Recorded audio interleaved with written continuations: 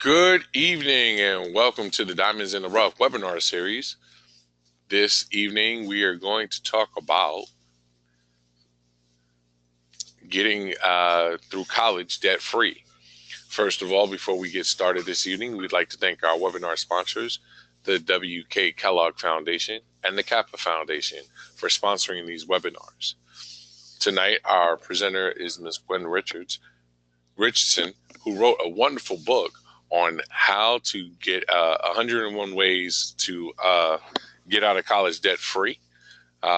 Ms. Richardson, welcome to the call this evening. Thank you for having me. I look forward to informing your guests and taking their questions and answering them. And just a reminder to everybody that these webinars are recorded so that you can come back to them for more information later to replay them. So we're going to get started in just 1 second. I'm going to turn the presentation over to Ms. Gwen Richardson. And if you have any questions, please put the question in the question box and we'll get them to Ms. Richardson as they come along. Ms. Richardson, the show is yours. Okay. Well, I would like to thank the Kappa organization and the foundation for inviting me. This is a passion of mine. Debt-free college is something that a lot of people think is not possible. In fact, a lot of the experts will tell you that it's not possible, but it is indeed possible because I am a parent of a graduating senior. She graduates May 12th from North Carolina Central University, and I live in Houston, so she went to school out of state. Her annual bill is $30,000 a year, and she has absolutely no debt. She's graduating completely debt free.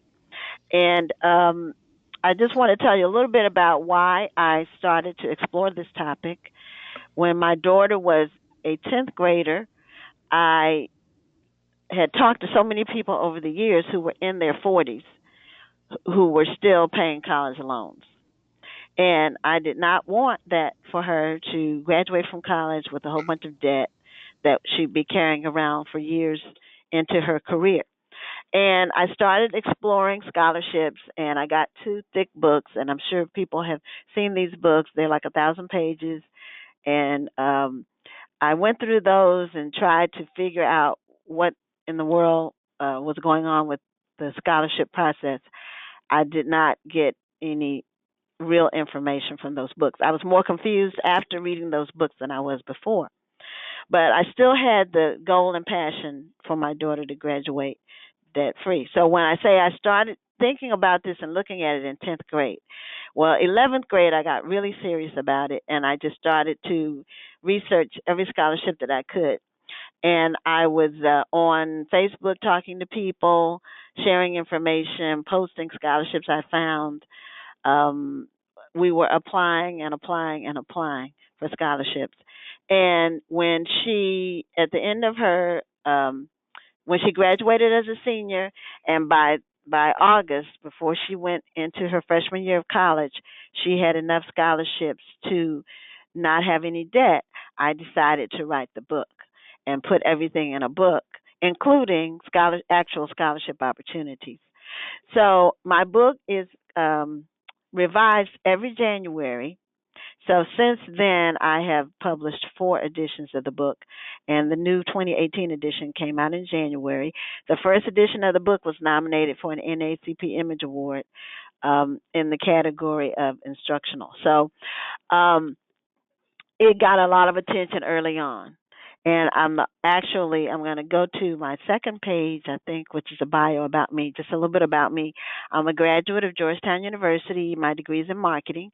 I'm a longtime entrepreneur. I've been in business. My husband and I have been in business for 25 years. And I'm an author of 8 books. This is one of my books, and it's the one that's the most successful, and that I come out with a new one every year. I also was nominated for an Image Award for a book my daughter and I wrote together for teen girls. So that got nominated the year after my scholarship book got nominated. So my title of my book is actually 101 Scholarship Applications: What It Takes to Obtain a Debt-Free College Education. And the reason I titled it that was because the first 2 years that um, of her matriculation, we applied for the first year. We applied for 92 scholarships for her freshman year, and the second year we applied for 102 for her sophomore year. So um, I tell people, if you can become debt free without doing all that work, that's great. Some people end up getting full rides, complete full rides, where they don't have to get scholarships from different sources.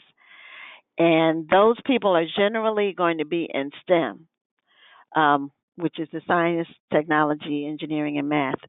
Um, but for my daughter's in accounting, which is business, and it does offer scholarship opportunities. However, the school only gave her a certain amount of money. They only gave her a little bit less than a third. So all the other money still has to be raised for her college education. So after going through this process, I've really become a debt free college advocate because I know that it's possible. I know most people are somewhat lost or intimidated by the process, like I was. I didn't know anything about this when I first started. So everything that I learned by doing. But everything that I learned, I put it in my book because I wanted people to know step by step how to go about applying for scholarships and what to expect in the process. So my presentation is about the 10 principles for debt-free college education because it really is based on principles. But before I start with that, I want to review a few myths about scholarships and debt-free college and the scholarship process. And because a lot of people have misconceptions about what the whole thing is about and what it takes and all of that in the process. So here's some of the myths, commonly held myths. And one is that every student has to have a high GPA to qualify for scholarships. And while it's good to have a high GPA, my daughter had a high one. Um, some of the ones for high school seniors only require you to have a 2.5. So you don't have to be a 4.0 student to get a scholarship. Now, once you get to college, the scholarships generally will require a minimum of a 3.0 cumulative. But that's the other thing about scholarships. A lot of people think they're exclusively for high school seniors, but the truth is that most scholarships are for anyone who's in college already.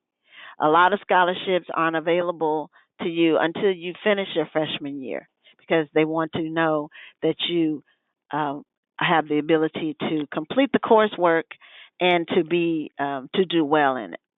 So, and another myth is that the whole process has to be done by the student. And what I found is it's just there's not possible for the student to do all the work that's required because there's so much information and so much paperwork. Fortunately, it's online, and a lot of it is repetitious. But there's a lot of different aspects to the process, and I review those in my book. Things that need to be done and things that need to be taken care of.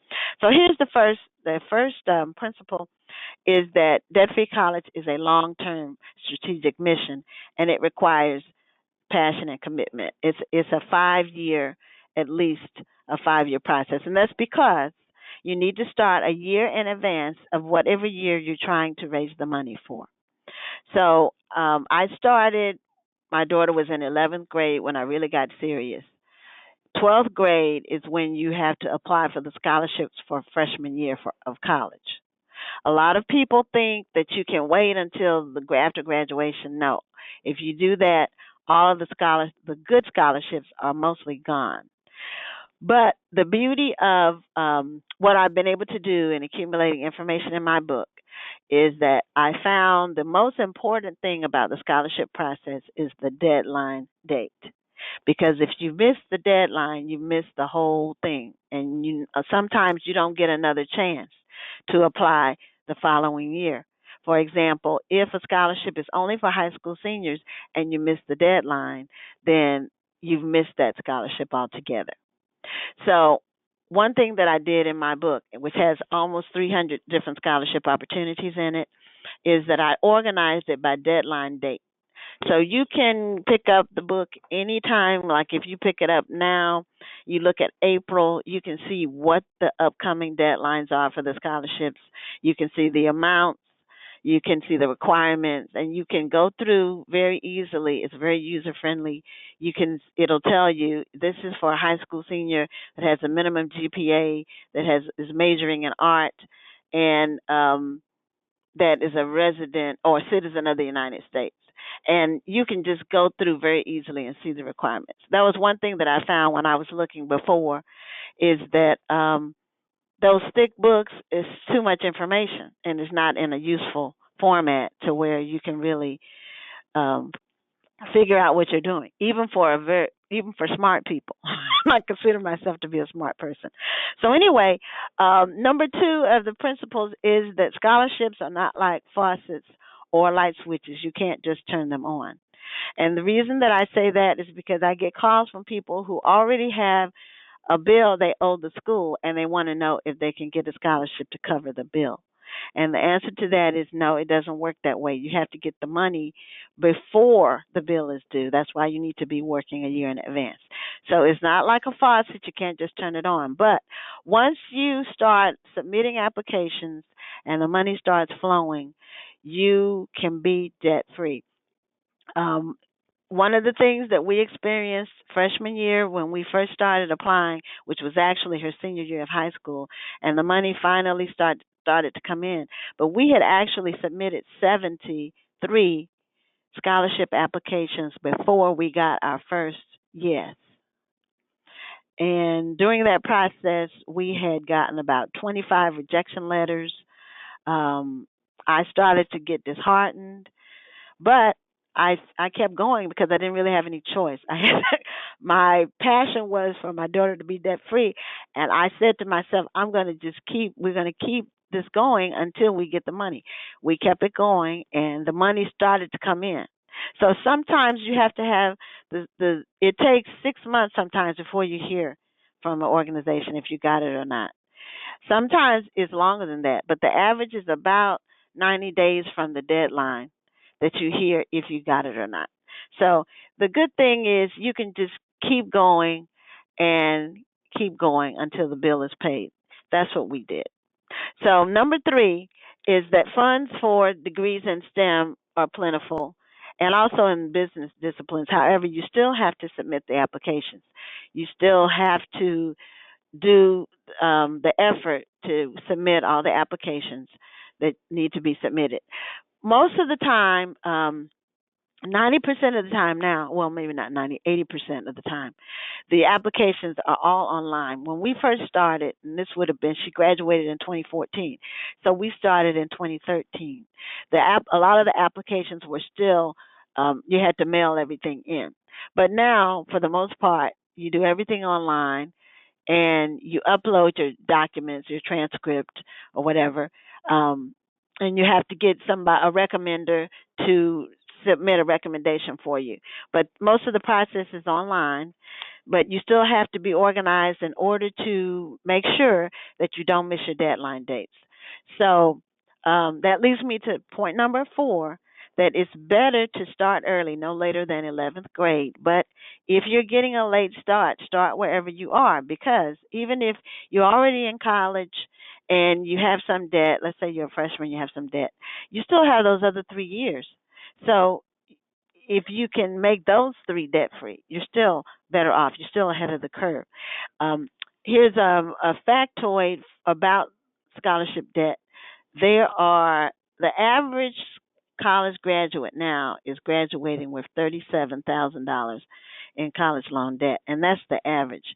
There are 44 million people with college loans, and there's $1.3 trillion in student loan debt in the United States, and it recently surpassed credit card debt.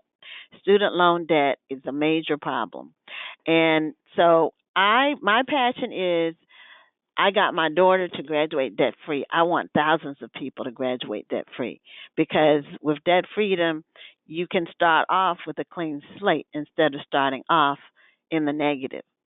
So, my next point, number 5, is the amount of work you do for a scholarship should be relative to the amount that that's awarded. So by that I mean if a scholarship is for $1,000, it's really not worth your time to put 3 hours of work into $1,000 scholarship. Because you have to raise a lot of money to be debt free, and if you don't know how many scholarship applications you'll have to ultimately submit before you get the funds. I recommend that people do at least one per week. And my book has throughout the whole year. There's scholarship deadlines from January to December of all kinds. So you have the opportunity to do that. You can start at any point and you can be submitting scholarship applications every week, and I at least one a week. That's what I recommend. Then by the end of the year, that's 52, and hopefully with that amount you'll at least get the funds you need. The good thing is by junior and senior year we didn't have to do all that work. We didn't. My daughter, we submitted 45 applications her junior year, and senior year we only had to do 25. By July of last year we had enough money for her whole senior year, and there was money we had to turn down. So there is a limit to how much you can accept for scholarship money. A lot of people think that they hear these stories about people getting $1 million in scholarship. What is it? Not awards, but offers. That's what it is. Scholarship offers, but the school can only accept so much in the student's name. They can only accept tuition and fees, room and board, enough for books, and about 10% over that for expenses like transportation and things like that. So the school can't accept any more money than that in the student's name. And 90% of the scholarship money that you'll receive will go directly to the school. There are scholarships that go directly to the student, and those are really great because they can be used for books and college expenses and other things. But primarily, the money will go to the school. So you just need to be aware of the amount that's needed and just continue to work on raising that. But don't spend a whole bunch of time on a small amount of a scholarship. If it's $5,000, then it's worth spending 3 hours on it. But if it's a small scholarship, it all adds up. But I'm just saying it's just better to not do that. And I say that from experience because we had a scholarship that we did not get that wanted a whole bunch of documents. They wanted 3 years of tax returns. They wanted a whole bunch of stuff, and the scholarship was only $1,000, and then we didn't get it. So the following year, I didn't designate that one for another application because it was just too much work for not receiving it for the small amount of money. So anyway, just think about that when you're doing the scholarship. Some of them will want you to do a video and all this stuff. If it's not that much money, it's not worth spending a huge amount of time. So number 6 is avoid scholarship sweepstakes and promotions. Now these you'll see some things like this that say enter to win a $10,000 scholarship and they give away one a month. Those are basically ways that companies collect email addresses of college students so they can sell them to a third party and make money. We did that a little bit freshman year. Um, you don't even hear from those organizations. They don't even tell you didn't get it. And so, to me, if you have a the grades, if you have the leadership, your essay that you need, and I talk about all that in the book.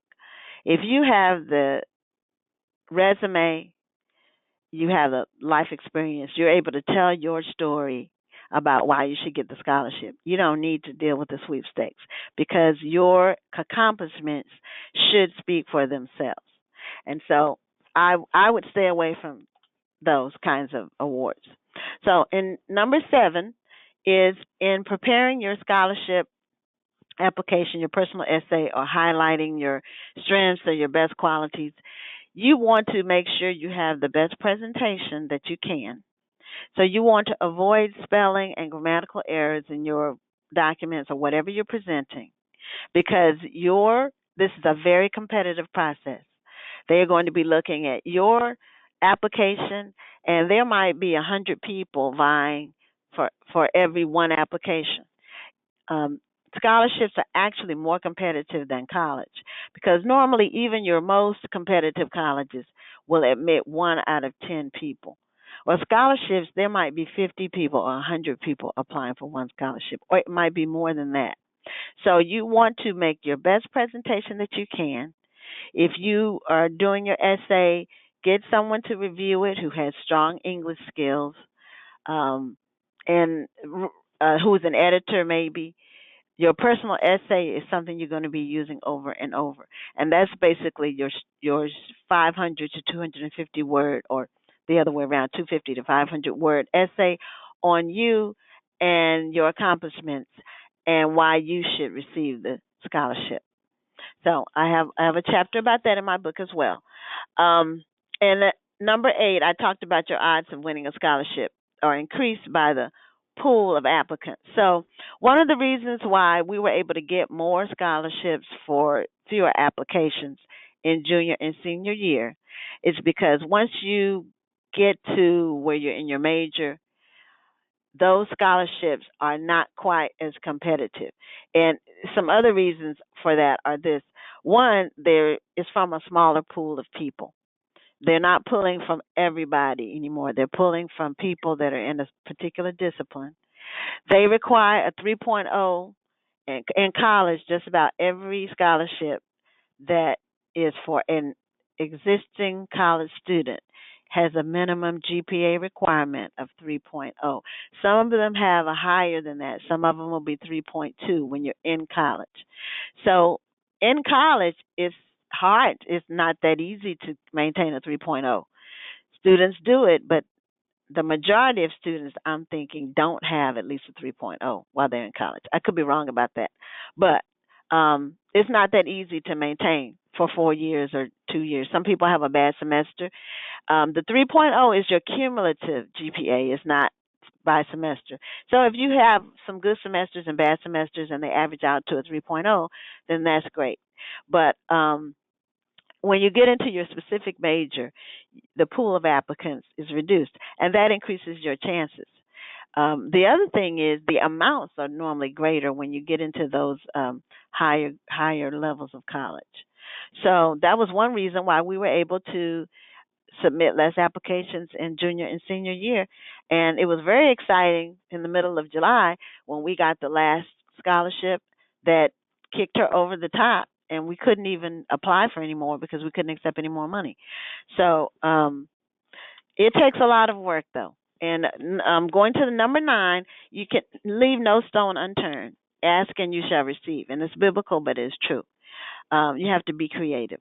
One thing that we did when our daughter was a freshman, she was going into her freshman year. The school she really wanted to go to, North Carolina Central. That was the only school she ever wanted to go to, but they didn't offer her very much money at all, very little money.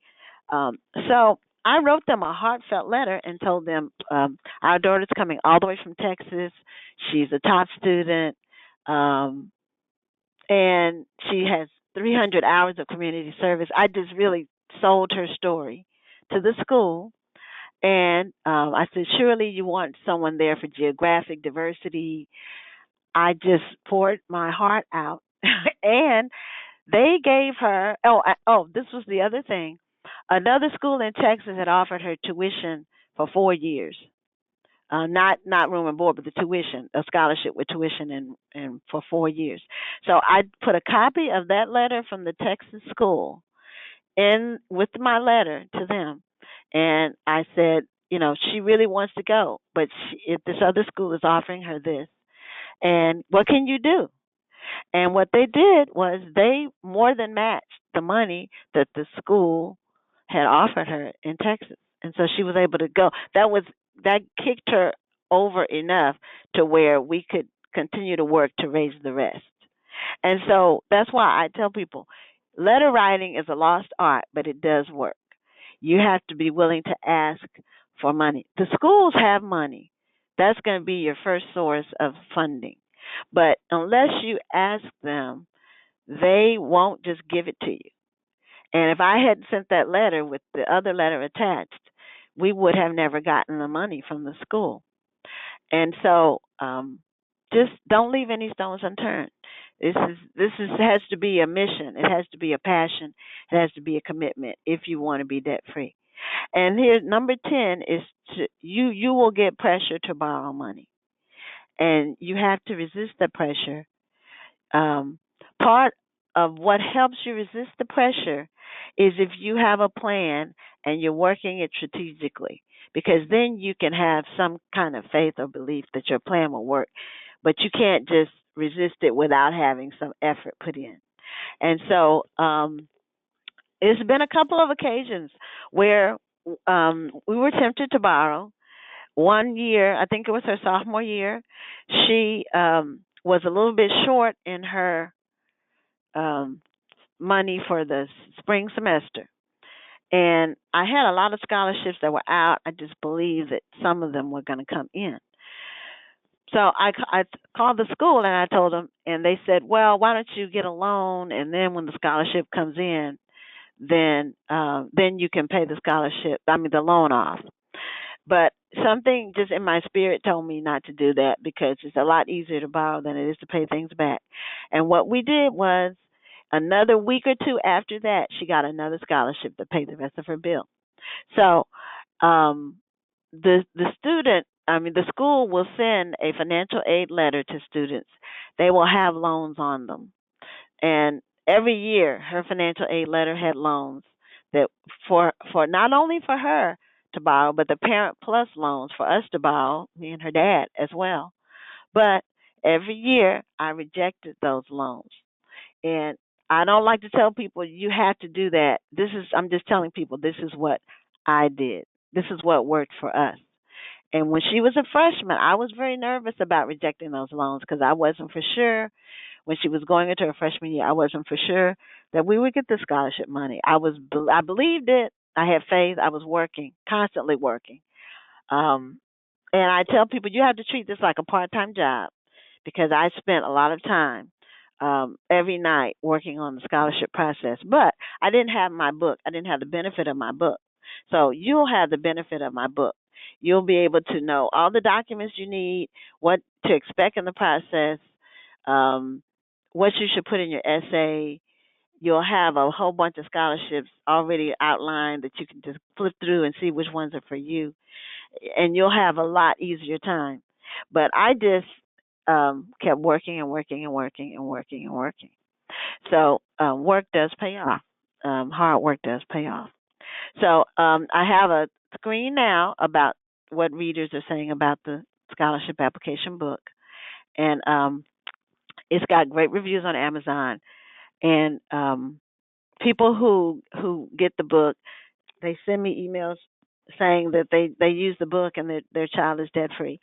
So I'm excited about debt freedom for all people.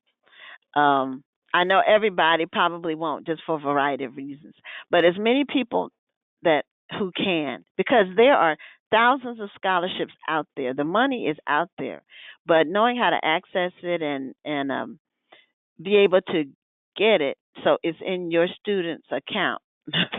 That's the part that's sometimes overwhelming, and it's like dealing with a bunch of unknowns. So that's what people are saying. Now, these are some scholarship websites. This is also in a chapter of my book. It's more detailed, but these are some websites that we've used over the years that are really, really, really good. The first one is the United Negro College Fund. That website is excellent for African American students. You don't have to attend an HBCU for every scholarship they list. A lot of them you do, but you don't have to for each one. But UNCF is responsible for tens of thousands of dollars of my daughter's education, um, from multiple scholarships that we received through going on their website and putting in applications.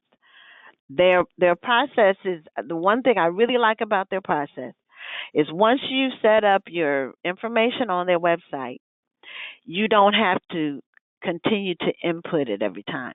It retains all of your information. So when you go on their site and you click a scholarship that you're interested in, it pulls in your information.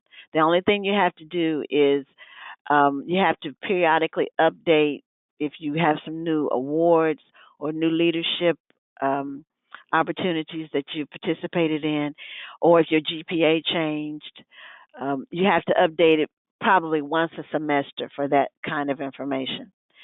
Um, the essay is always different because each company, and most of the time, it's a company that's offering a scholarship for the students, and they utilize UNCF as the vehicle to administer everything.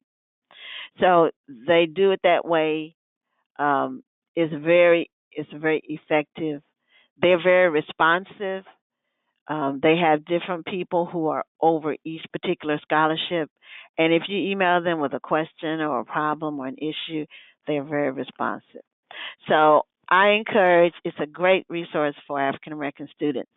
Um, it's been a wonderful source for us.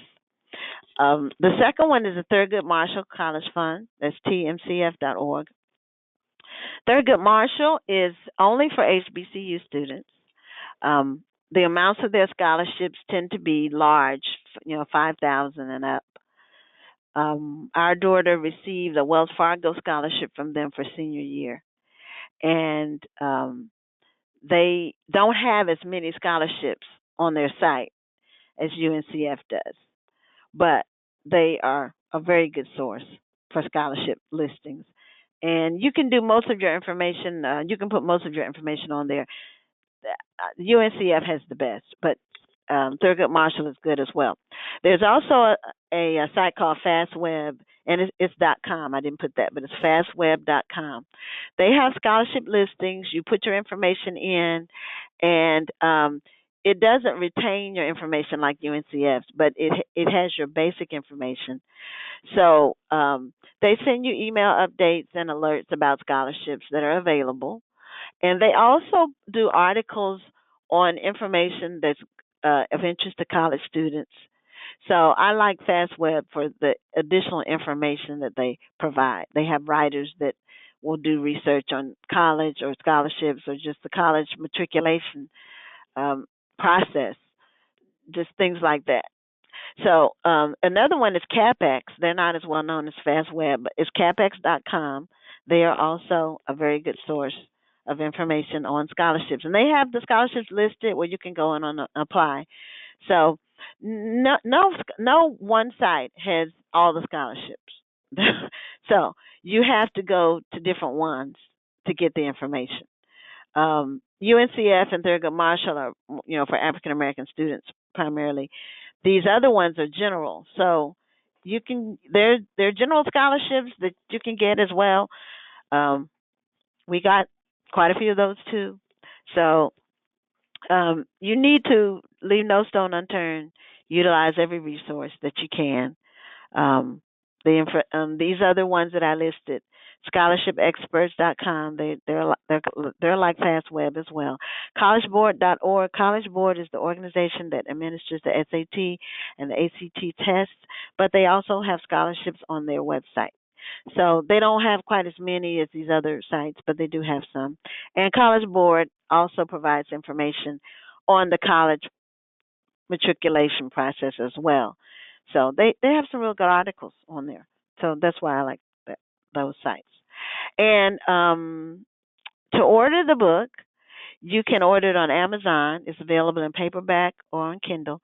The book is only $12, and it's about 200 pages. But it's most of the book includes the list of scholarships, and it's almost 300 in this book, in this edition of the book.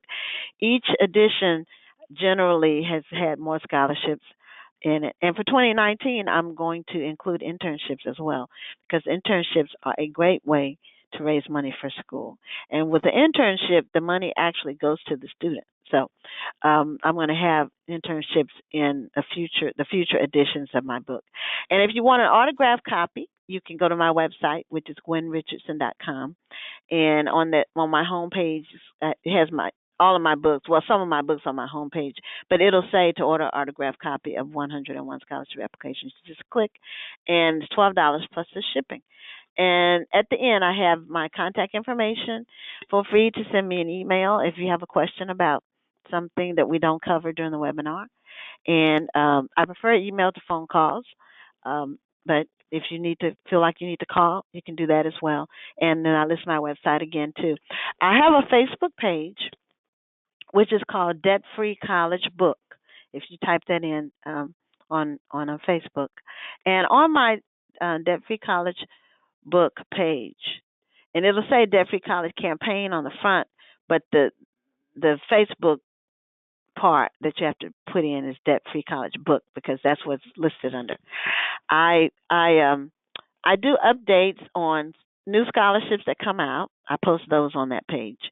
I just finished a 12-week Monday night Facebook Live chat series on Debt Free College, where they're only 15 minutes each, but they each cover different aspects of the scholarship process and debt freedom. So you can find those on there too. And I have just a video on YouTube about the book and what's included in the book. So I think this is the end of my presentation. It is.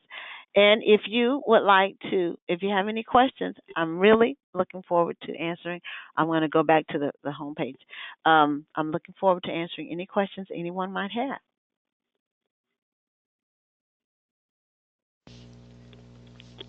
How you doing again, Gwen? Thank you very much for this very informative information. We do have some questions, and I'm going to start asking you some questions. Okay.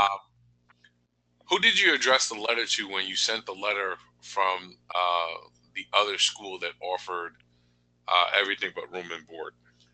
Okay. The letter was addressed to the financial aid office, and that's something that I need to emphasize. Your school's financial aid office is the gateway to your opportunity for money. You need to get to know the person that's in charge of scholarships and financial aid. Needs to be your best friend. It can be the parent's best friend or the student's best friend. I just recently talked to the financial aid director at the school, and he told me that he was amazed at the effort that I put to make sure that my daughter was debt free. And one of the things that you have to be concerned about is sometimes the scholarship money gets there late. Sometimes it's not the right amount. Sometimes it doesn't get in the student's account. It's a delay in getting in the student's account. And so you have to be on top of that, and being able to talk to the person in financial aid is a way to keep the money moving, because sometimes things happen. We had one scholarship where the amount of the check was not what it was supposed to have been. It was $500 less than she was supposed to get. And so we called the scholarship organization and told them that it was short, and then they wrote another check for $500. But the financial aid person, they're the gateway to additional money. And so you need to be on a very, very good cordial basis with that person. They can be a lifeline to you. And they're very busy, but they'll remember. If you respectfully contact them on a regular basis, they will remember you. That's wonderful. I know that when I was in school, I talked a lot about that, making sure that I was always in the financial aid office looking for money. So there's a question out there. Did you guys ever receive any money from FastWeb? That I can't. We put in almost 300 scholarship applications over a 5-year period. I can't remember. It's not through FastWeb. It's finding a scholarship on FastWeb. I'm pretty sure that we did. But the best source, the number one source, if you're an African American student, is UNCF. That's where you need to go. All of these sites you need to visit on a regular basis. because there's always new scholarships coming on online. And if you're not on the sites, like every couple of weeks, you need to go and browse and see what's new. And so you need to be on all of the sites, like at least every couple of weeks, because they don't normally list everything they have. What comes up are the scholarships that have an imminent deadline. And so um, I think if I want to say CapEx, probably we got more from CapEx, but FastWeb has better additional information.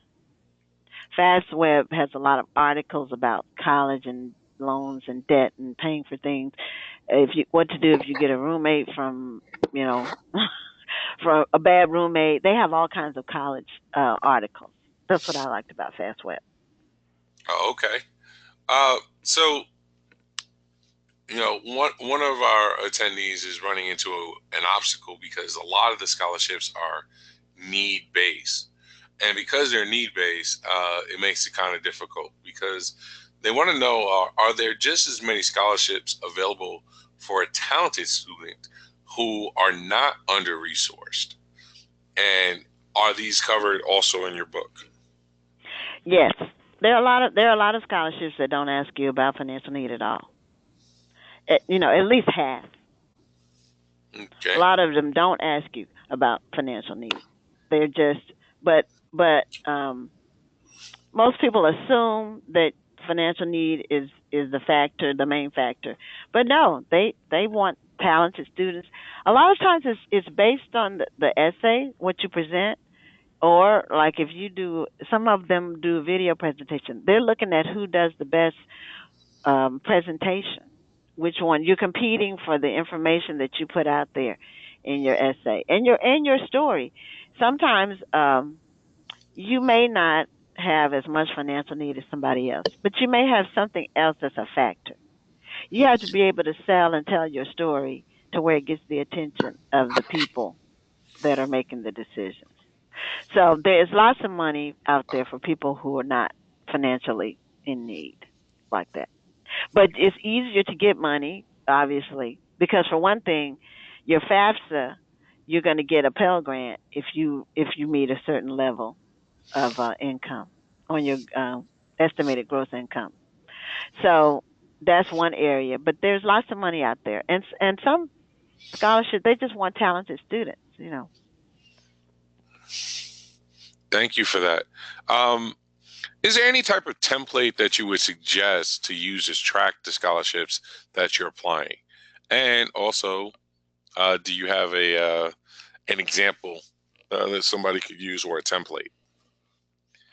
I do. I don't have one that I can put on here. I don't think. But I had a dual method because it's a lot of paper. You can't do it without producing paper. I know we live in a digital age, but it's too much information when you have all the scholarship stuff and you have deadlines you have to meet and you have documents that may be outstanding. You need paper to keep track of it. So I used a dual system. I used just a regular filing system. I had a file for each scholarship that we applied for or that we were planning to apply for. And then I had an Excel. I just used Excel to where I put the name of the scholarship. I mean, they can write this down. This is easy to do. I put the name of the scholarship, the deadline date, the date that we submitted the application, the amount, um, and then I had a column for yes or no, did we get it? And then I had another column for notes for things like something additional that I needed to be aware of. And then I had a color coding system within the Excel. So um, they were black until we submitted them, and then I think I had green for they were submitted. Then I had red if we got rejected, and I had to use purple for if we got it because I'd already used green. But I used the color coding system in Excel. But you need paper because it's just too much information to try to keep track of just using Excel. Well, I'm gonna use a plug that for a tool that we have. Um, any student who is part of our Guide Writer Capital League program can sign up in Naviance, and Naviance has a scholarship tracker. So this way you can utilize the same thing and say that here's a scholarship that you applied to, and then when you get awarded, you can actually select that you got awarded to help with that tracker. So it's an additional tool Okay, as good. we use the Naviance tool as well. Through Naviance, we also have access to FastWeb, which also helps out as well for scholarship tracking. Okay. Um, so I have a sophomore, um, and is it good to start looking at scholarships now? Yes. Yes. And if not now, when? Okay. I tell people to start in the 10th grade, and here's why. One, there are actually scholarships out there for people who are in 10th grade. I mean, I have them in my book, but there are actually some organizations that award scholarships that early, really as young as 13. So that's one reason. Two, you need to know what's out there for the years that are imminent. And for example, one of my Facebook lives was about um, some a couple of scholarships that you apply for in the 11th grade. Well, you need to know about them in 10th grade because if you don't, you won't you won't have whatever they're requiring you to have to even apply. So that's why you need to now. As far as basically your applications are going to start mostly in 11th grade, but you need to become aware of the process and what's required. Um, here's one thing: you're going to need recommenders. Recommenders play a major role in the scholarship process, and recommenders are people who will do a recommendation for the student, for your child as the parent, your child, and these are very important because they used to just have letters, paper letters or PDF, and some of them still do where you just upload the PDF. But a lot of sites, including the United Negro College Fund, require the recommender to create a logon account and submit the application by the deadline date. And if they don't, I mean, submit the recommendation. If they don't, your whole application is null and void. And a lot of sites are going to that model where the person who's recommending, they create a login. You put their email in and their name, they get an email, and then that person has to go in and complete the process. And I tell people in my book, I say, you need a team of recommenders because somebody might be on vacation and you might not hear about a scholarship until, maybe a week in advance. I recommend people do all their submissions at least 2 weeks in advance just so you're not under the gun. But it happens. And sometimes you need more than one. You normally will need one from a teacher, you need one from a community service person. Sometimes people recommend you need three. Sometimes people want a third one from an employer or like if you're on the sports team, your coach. But you need a several people because you never know who's going to be available and you're going to have to remind them. So, you need to know all of this in advance and not just like at the last minute be learning the information. That's why it's a good idea to just review it and when they're in 10th grade, just so you know what you're going to be dealing with. And then for the most part, you won't be submitting applications until junior year or senior year. But you need to know what's needed so you'll have it available to you. Yeah, I agree with you on that. I believe in telling people start searching out scholarships now, as early as possible, because then you can actually start looking at those requirements and start as early as possible. There's parents asking, if I'm in eighth grade, when should I start? I believe in starting now. Mhm. Because then you can actually start looking at those scholarships, look at the requirements, and then what type of GPA your child will need. as you go through that high school process. Um, a lot of you, the people who are involved with us on this call belong to a lot of the Kappa organizations. Make sure that you check out with them about their foundation scholarships, and also check out scholarships at your local churches, because a lot of people have scholarships. There's other organizations in community that do have scholarships. Um, there's a lot of resources out there, and I know it's a lot. It's overwhelming, but you have to take the steps to really be a part of it, and really want to work towards getting that debt free. Um, I know that we have a lot of questions, and I know that our time is almost up.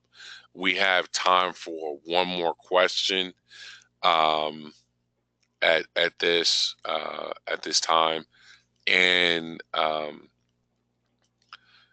this is for a UNCF scholarship.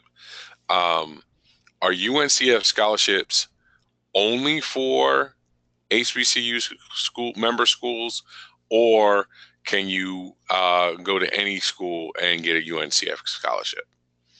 Okay. UNCF has I would say they have three different requirements on that.